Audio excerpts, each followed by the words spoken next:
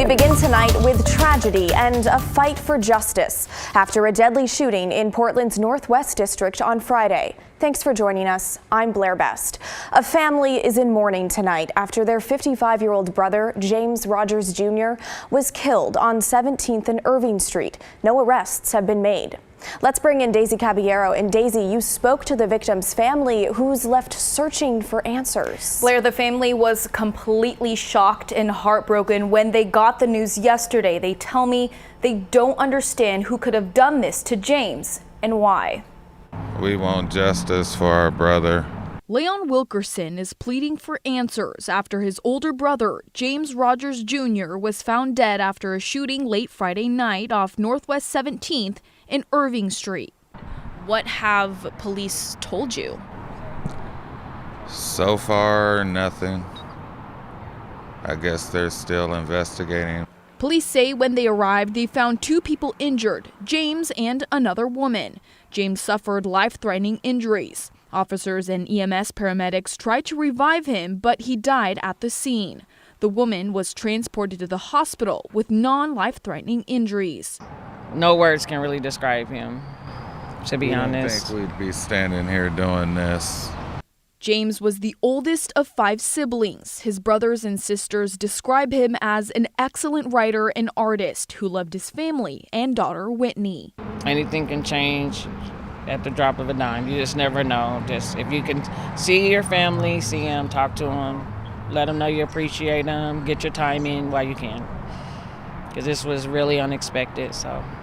Police say the suspect or suspects left the scene before they arrived. As of Sunday afternoon, nobody has been arrested in connection to James's murder. That's honestly what I want people to know, like, say something. Like, we still out here with the killer. That don't make no sense. Now, Leon and Elisa that you just heard from there tell me James lived in Portland for the last 41 years. If you have any information about the shooting, you're asked to contact police at the number on your screen, 503-823-0762. Blair? Daisy, thank you. Well, we have new details tonight on another shooting that killed 2 people in Southeast Portland today. It happened around 3 o'clock this morning on Southeast Nagully Drive in the Centennial neighborhood. When officers arrived, they found 2 men who had died from gunshot wounds. Now, the suspect took off before police got there, so no arrests have been made. One neighbor we spoke with asked to remain anonymous and said the shooting happened right outside her home. I heard the shooting from underneath the balcony of my room, but I couldn't see anything. When the shots finished, I was able to see a car that left really quickly. Well, turns out her car was also hit by a bullet. Anyone with information is asked to call Portland police. Clackamas County Sheriff's deputies shot and killed a suspect after an overnight car chase. Now, this all started with a shooting in unincorporated Clackamas County just before midnight. The victim in that shooting is expected to survive and was able to point out the suspect's car. Police then chased the car. That chase ended along Southeast 172nd in Happy Valley. A deputy says the suspect then shot at them and they shot back, hitting the suspect, who later died in the hospital. No deputies were injured. Gresham police are asking for your help finding 2 stolen American Bulldogs worth $8,000. The dogs were last seen around 3:30 yesterday afternoon on Southeast Stark Street. They got out of an apartment while the dog sitter was taking out the trash. While searching for the dogs, kids at the apartment complex saw them get into a white Audi sedan. The Bulldogs are described as a tan female and a white and brown spotted male. Police are asking anyone with information to call the non-emergency number. Well, we're following the latest on criminalizing drug possession in Washington. Governor Jay Inslee is planning to call lawmakers back as early as next month after they failed to pass legislation on the state level. Now, current law makes drug possession a misdemeanor, but that law expires July 1st. And a bipartisan Senate bill proposed this week would ban children under the age of 13 from using social media. The legislation sets strict standards for verifying a user's age and requires parental consent for users between the ages of 13 and 17. Now, it also bans tech platforms from using teens' personal information to target them with content or advertising. Tech advocates say the bill is focused on the wrong issue. This bill doesn't actually put any responsibility onto the tech companies.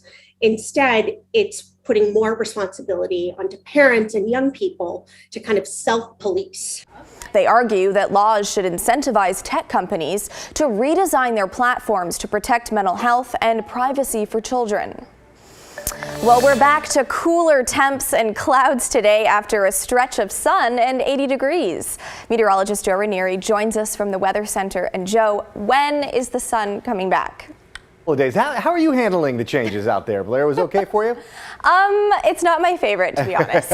I know. This time yesterday, we were talking about how close we were to seeing record-breaking temperatures. Now we're 20 degrees cooler, looking at a temperature of 65 degrees, overcast skies. Now that marine layer was pretty thick, so we really didn't see a whole lot of sunshine. And here's a look at the temperature difference between what we're seeing now and what we saw 24 hours ago. Essentially, we're right around 20 degrees cooler this afternoon and just a little bit warmer along the Oregon coast, and still relatively pleasant out there along the east side of the state. Daytime highs were in the mid to the upper 60s, 60 over in Troutdale, a little bit cooler through parts of McMinnville and Newburgh earlier this afternoon. The Dalles, you saw a temperature of 70 degrees, and currently we're looking at readings throughout much of the metro area right around the low to mid 60s, and it's one more day of cool and cloudy conditions before things start to warm up a little bit. No, I'm not talking about 80s, but we will be getting back into the low 70s for at least Tuesday and Wednesday. I'll talk more about that in detail in your full forecast, but April ends cool and cloudy. Average temperature was about 51.5 degrees, a little below average. Of course, we took a while to start to warm up, and it's going to go down as the fourth wettest on record with just over 5 inches of rain. And yeah, May might start off cool and cloudy, but it's going to be starting off more dry than wet. I'll have the details on that in just a few minutes. All right, Joe, thanks so much. Well, the connection between cannabis and suicide attempts is growing. That's according to researchers at Washington State University. And although there is still a lot more to learn, it has some experts concerned. Tim Gordon reports. The acceptance and use of cannabis in our culture is certainly increasing. In both Oregon and Washington, recreational marijuana is sold in a variety of forms. We know that at the same time, accidental cannabis poisonings have increased. This research by Washington State University's College of Nursing, every single age group increased, looks at intentional cannabis poisoning connected to suicide attempts. And that means that for whatever reason, someone intended to commit suicide with cannabis on board. WSU professor Tracy Klein is quick to note the vast majority of the attempts, more than 92%, involved other substances in addition to cannabis. And the data cannot show a direct causal link between cannabis and suicide attempts. That said, based on analysis of data from U.S. poison centers, researchers found suspected suicidal cannabis exposures have increased 17% annually over a period of 12 years. And Klein says that is troubling, especially looking at the results for certain groups the past few years. We're seeing a great impact over COVID to women and children in our data. We saw an increase overall during the study period in cannabis poisonings that increased year by year. And remember, these are intentional poisonings. Klein says another issue raised by the research is the cannabis self-medication factor for those with mental health conditions that may make them more prone to considering ending their lives.